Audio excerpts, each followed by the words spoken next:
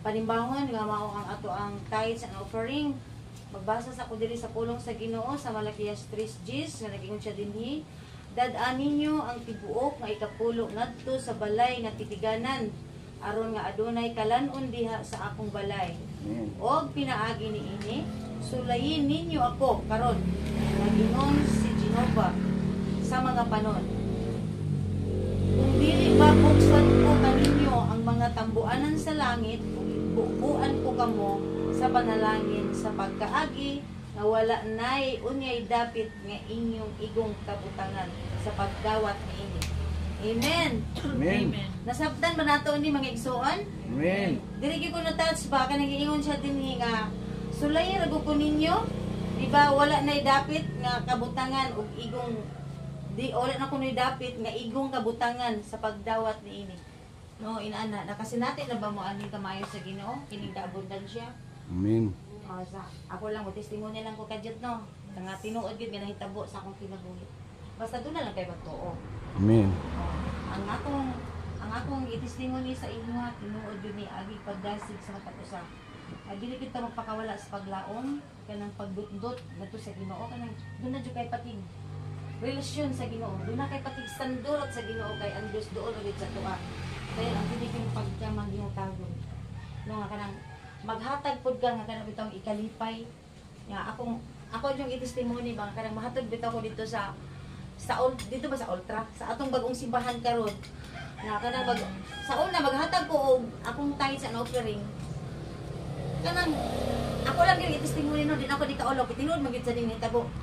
Kanang bang mahatag ko dito nga murag usahay no kanang maratag na ay magpagarbuta nga labi na dapat atong mahatag ano kaya kanang ibadlong ko sa Ginoo gamutong unsa ni hitabo sa ko mura bag katong tanang kalisod nga akong nagian karon siguro mura gisilutan pud ko aya dayon ako kay kanang nangayo naman pag pasaylo sa Ginoo daghan mga kasakit nga akong nagian hantod nga nabuta ko hantod nga bisag piso wala nagi ako ikuha gyud ang tanan bisag piso wala nagi nabilin pero nitindog ko sa tubangan sa Ginoo ingon ko Lord kung unsa man to akong mga kinaiya sa unang hangin at kayo baguha ko.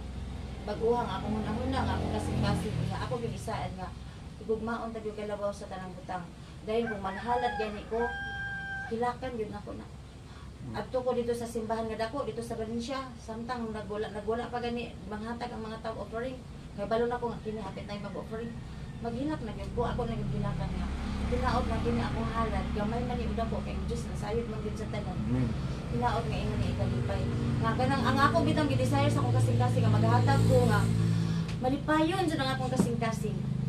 Unya dayon puno sa pagtuo. Sige lang ko declare, murang iyon ko sa kumbana nabuang naman siguro akong asawa. Magsige ko gigon nga kanang mo palit kog yuta pero wa koy piso.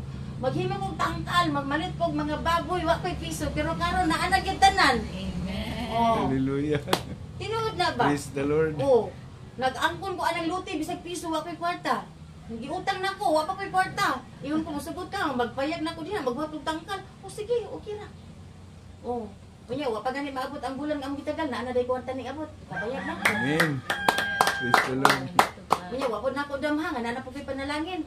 Kay kanang lagi mo hilak lagi ko ngim ko Lord. Kung giayo man ko nimo sa akong balatian nga nabuta ko, kung imo kung giayo, ang ako na pang pagain sa Ginoo ayuhon nimo ang akong pagkinabuhi. Kay unsaon man ako pag ingon nga ikaw maayo sa akong kinabuhi kung wala ko kay buhaton sa kwa barugan gid nako na. Kanang Exodus 23 verse 25 ingon gid siya dito nga simbaha ko ninyo nga inyong Dios og hatagan ko kamo pagkaon ug tubig o buhaon ko ang tanang sakit balatian nga nas ako ginigikoptan og ana John 14:14 kaysa ako pagabuta mo gid na akong verse mo na nga ang kini ding atong tanan nga pagsulay dunay katuyo ng Dios nga mabagputa oh pero dili pa jud ko as in bag-o kayo pero ingon jud ko nga pagbuhat jud ko totally kay totally healing imo kong giayo kay gipangay kinako hingpit nga kaayo dad prosperity abundant living mo ginagigipangay sa Ginoo nga Lord buhatan jud sa akong kinabuhi Lord kay nigtuod jud ko nimo mo lang katong akong giingon lagi nga giingon akong bana nabuan na gid siguro na akong asawa o kay mo palit og yuta wala kwarta mo payag siya mo buhat siya tangkal wa siya kwarta mo palit siya baboy wa siya kwarta pero karon naa na sa ako tanan Amen. anak ko'y baboy na anak ko'y payag na anak ko'y pero akong payag kay cladding pero bayog ang akong kuan mga tawag mi kay payag ra gyud na Jen pero makatawa lagi sila, mingon sila, bisita mo sa imong balay kay mingon sila. Uy, kadami sa imong balay kay murag kamugawi kayo pero giotro sa panday ay ang akong pultahan. Oh. Ana lang akong gitestimony tinuod gid na. Tinuod gid ni tapos ang kinabi uban sa pagtuo ug ang ato jung kanabang pagkamangihatagon sa Ginoo. Amen. Dili gid mapaklas. Amen. Sige. Makapanghatag na ta. Pray. Ampo ta. Dalaygon o balaan nga Dios, Amen. nga sa kabuntagon ka ang pamilday, ug amo kang gipasalamatan tungod sa imong pagkamatinud-an. Tungod sa imong pagkamaayo nga Dios, sa imong mahasaad nga among gilauman. Nga ikaw gyud makabubo kanamo sa tanang grasya ug walay butang nga mayroong imposible Mm. tanan. Lord, nakasayod ka sa among mga desires, sa among matag usa ka kasing-kasing. Hinaot nga ikaw magapanalangin ani mga katawhan karon. Hinaot nga Ginoo nga kanang ang imong mga pulong among nadungog karon, ang mga kaayuhan nga akong testimony nga sa Yes, akong mga Lord. nga makausap ko Yes, nga magkahatag Lord. og kanang inspire sa matag usa Amen. nga ikaw gyud ang Dios nga mohatag og maayong kaugmaon nga ni kanamo. Salamat Amen. Ginoo dalaygon ikaw sa maling katapusan sa pangalan ni Jesus. Amen. Amen. Amen. Pwede na taman na ta.